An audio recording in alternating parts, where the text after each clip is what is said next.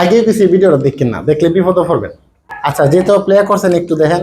অল্প কথায় কাজ হলে বেশি কথা আমার দরকার আছে? কখনোই না। দেখেন এখানে কৌশলে শিখি তৎসম শব্দ, কিছু কৌশল জানবেন। তৎসম শব্দ হাজার হাজার, 55,000 শব্দ আছে বাংলা ভাষায় তৎসম, প্রায় 45,000 খাঁটি বাংলা। এবার চিন্তা করেন এই শব্দ আপনি কেমনে শিখবেন, শিখার বুদ্ধিটা নেন। তৎসম শব্দ কাকে বলে? তৎসম শব্দগুলা চিনার উপায় মারাত্মক জিনিস, এগুলা কাজে লাগে, পরীক্ষার মধ্যে আসে। রেফ রিকার আর রফলা থাকলে স্বাভাবিকভাবে কি হবে? তৎসম শব্দ। ক্ষীয় মূর্ধন্য স মূর্ধন্য ন থাকলে কি হবে? হ্যাঁ, তৎসম শব্দ। যেমন দেখেন শিক্ষক কি আছে? তৃণ রিকার আছে।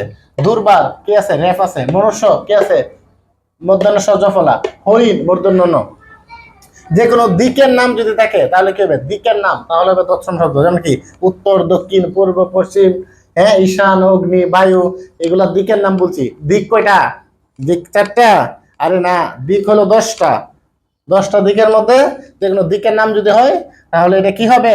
হ্যাঁ, তৎসম শব্দ হবে। খণ্ডত আর যদি বিসর্গ থাকে তাহলে কি শব্দ হবে? তৎসম। যেমন দেখেন দুঃখ, মৎসব, উৎসব, তৎসম শব্দ। যুক্ত বর্ণ থাকিলে বেশিরভাগই তৎসম শব্দ হয়। যেমন দেখেন জ্ঞান, প্রতিজ্ঞা, গঙ্গা, পণ্ডিত, কি শব্দ? হ্যাঁ, তৎসম শব্দ। হিন্দু ধর্ম সংক্রান্ত শব্দ থাকিলে কি শব্দ হবে? তৎসম শব্দ। পূজা, রামায়ণ, গীতা, দশানন, দুর্গা, যা আছে সব হিন্দু ধর্ম সংক্রান্ত তৎসম শব্দ। কিন্তু আনন্দের বিষয় বলবো না দুঃখের বিষয় বলবো কেটা জানে? হিন্দু শব্দটা কিন্তু আবার তৎসম না। এই হিন্দু এটা হলো আপনার ফার্সি ভাষার শব্দ, ফার্সি শব্দ।